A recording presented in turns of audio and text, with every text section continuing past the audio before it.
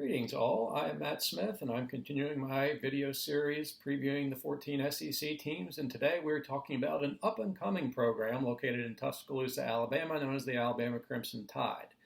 They of course have won 6 of the last 12 national titles. That's ridiculous to even say it, even though I can recall everything about those 6 seasons. But 6 out of 12 in modern college football, that's beyond belief. But Nick Saban's the greatest to ever do it. Still going strong, probably got another 5 or 10 years left at this until he wants to hang it up and go live on the lake. So plenty of glory days still yet to come, I think, for this Alabama dynasty. So quick recap of last year, 13-0, their first undefeated season since 2009. Only got tested a couple times early against Ole Miss and Georgia, where their defense was kind of struggling. Offense just was unstoppable in those games, so it didn't really matter. But by season's end, that defense really came around. They shut down Notre Dame and Ohio State pretty good in the playoff. Only had one bad day against Florida in the SEC title game, which most defenses did against that Gators unit last year. So a completely dominant season. It's hard to put that team in historic perspective given the COVID season, no non-conference games, but it's one of the best to ever do it. I'm comfortable saying that. Where you want to put them compared to 2019 LSU, 95 Nebraska, 01 Miami, and that crew. That's your personal preference, but they're up there. Incredible offense. And again, that defense came around pretty nicely by season's end to complete that team. So looking forward to this season, I'm thinking this team is more kind of like the 2016 Alabama team. That was more where the offense and defense kind of carried equal weight. We've seen the offense take off really going back to 2018 to his first year as a starter. But in the early Jalen Hurts era there, they had some really good defensive players, Minkah Fitzpatrick, Jonathan Allen, who are now NFL stars. They carried that defense, and when the offense was struggling at times, they could still win some really old-school, ugly games. Not quite like back in 2011, but a nice balance. And I think that's what we'll see from this team, as well as they've recruited and as much talent they have on the offensive side of the ball. As good as we expect Bryce Young to be at quarterback, the number of losses from that offense that you saw on NFL draft night was maybe we'll never see something like that again in terms of the amount of talent going off the board in the top 40 or so picks with Najee Harris, Mac Jones, Alex Leatherwood, Landon Dickerson, Jalen Waddle, Devontae Smith, the Heisman winner, just insane. So are some question marks here on the offense. I think running back, they'll be all right. Brian Robinson takes over as the number 1 back. You have Trey Sanders and Jason McClellan, probably the 2 and 3 in some order behind them. Not quite Najee Harris, but not many concerns there. Receiving core, I think, is a legitimate question. John Mechie's going to have to elevate now as the number 1 guy. Was number 2 for most of last year after Jalen Waddle got hurt early in the season. But that is still a big leap when you have opposing defenses focusing on the guy on the opposite side of the line of scrimmage. Now he's going to probably be focused on you. That's a tough leap. So I think he can handle it. Quite a talented player, but you never know until you actually see it on the field. And then behind him, you got Slade Bolden. He's kind of more your possession receiver. Played a lot of football the past 2 years. And then they're going to turn to the young guys. Who that is, we don't know. They've recruited well. It'll be some of the redshirt freshman sophomore class, the incoming true freshmen as well. We saw some flashes in the spring. Javon Baker, Trayshawn Holden are some names to watch. But looking for some depth there. We don't know who it'll be. Of course, the talent is there, but that'll get sorted out here in August. Then Julio Billingsley, the tight end. He's dealing with a minor injury in the early part of camp. Don't think it'll sustain into the season. But a potential breakout star in the SEC would probably be Billingsley as the tight end. Now that Kyle Pitts is not stealing all the thunder among tight ends in this league. Now that he's a top 5 pick and a very rich man playing for the Atlanta Falcons. Offensive line also, as I said, losing 2 top 40 picks in Leatherwood and Dickerson. They're pretty well sorted out, I think, at 4 positions. Right tackle is probably the one that could be a battle in camp. They're going to kick Evan Neal over from the right side to the left side this year. Chris Owens started at center in the playoffs last year after Dickerson got hurt against Florida. So they're pretty good, but it could take some time to gel. New position coach as well. Kyle Flood went with Sark over to Texas. Doug Marrone, now the former Jaguars, Syracuse head coach. He's the O-line coach. So I could see some struggles early on in the season. They'll be fine, but a lot of new faces there that didn't start last year. And defensively, I think this front 7 might be the best in the country.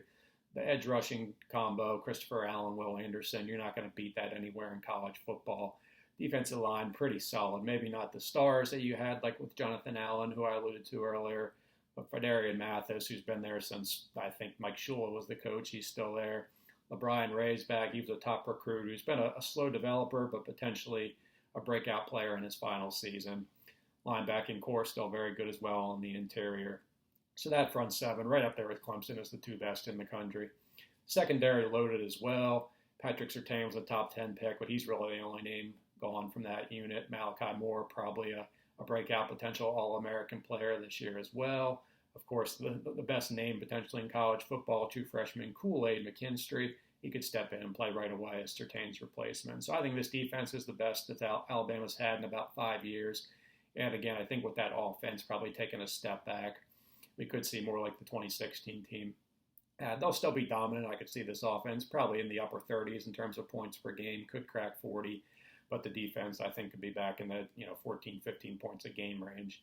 That's going to be pretty dominant in this league. So as far as the schedule, pretty tough. Miami's probably their most difficult opener they've had. Obviously didn't have a non-conference game last year, but in terms of all those neutral site games Alabama plays, this is the toughest one since Florida State back in 2017. That'll be in Atlanta. Derek King, Miami's quarterback, coming off an ACL that he hurt in December, so it might not be 100%. I don't expect any trouble, but that's a pretty talented Hurricanes team they'll see in a decent test in week 1.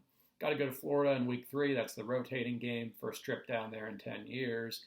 Gators, of course, lost so much on the offensive side of the ball from last year. I think that's a game Alabama should handle, but Bryce Young's first road start, tough environment in the swamp there, could be pretty hot in mid-September. So a challenge, but I think the talent gap is significant enough that even with some struggles, working out the early kinks, Alabama will be fine.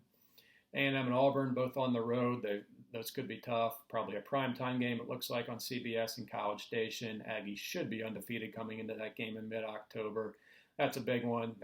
Thought they had a chance the past couple of years at them, but Alabama's handled them both in 2019 and 2020 with relative ease. So can they make it another blowout win over the Aggies? If so, that's probably their toughest opponent in the SEC West. Schedule-wise also, they do have 3 teams coming off a bye. LSU, of course, every year, both teams have a bye before that game, but both Ole Miss and Mississippi State have byes before playing Alabama. So if you're one of those conspiracy theorists who think everything coming out of the SEC office in Birmingham is pro-Alabama, you can't say that when looking at this year's schedule because Alabama is the only team in the league to play 3 teams coming off an idle week. Ole Miss could be tricky earlier in the season. They gave Alabama's defense fits last year, so the only good thing is there Alabama does have Southern Miss the week before, so not a tough SEC game by any means before Lane Kiffin's Rebels roll into Tuscaloosa. So let's look at their schedule. Prediction time. Can they go back-to-back undefeated in the SEC? They haven't done that since 08 and 09 under Saban, but I'm going to call for it. It's risky. They do have some tough road games, again with Florida A&M and Auburn all away from home, but I think they go 12-0, 8-0 in the league, win the West once again. But December 4th, Atlanta, Georgia, Mercedes-Benz Stadium. Nick Saban still hasn't lost to one of his former assistants. I think that changes. I think Georgia and Kirby Smart will have that offense rolling by season's end, and they will finally capitalize. After having early leads in those last 3 meetings, the national title game, the SEC title game, and last year's regular season game in Tuscaloosa, I think the Dogs put it all together, upset Alabama, and put them kind of in a bind for the playoff. I have Alabama in the playoff, finishing number 4, just ahead of 12-1 Ohio State.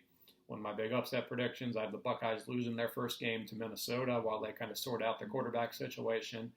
So if this all would happen to materialize, you'd have a debate there between 12-1 Big Ten champion Ohio State with a bad loss to what might be a 7-5-ish Gopher team by season's end, and then an Alabama team that did not win the conference, also 12-1. Lost to the SEC champion in Georgia. Will probably have a better resume overall, but that might be the fun debate we have come early December and ranking season.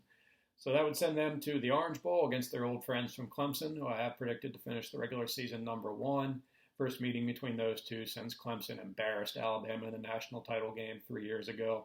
So it would definitely be a score to settle there for the Crimson Tide should that game materialize down in Miami on New Year's Eve.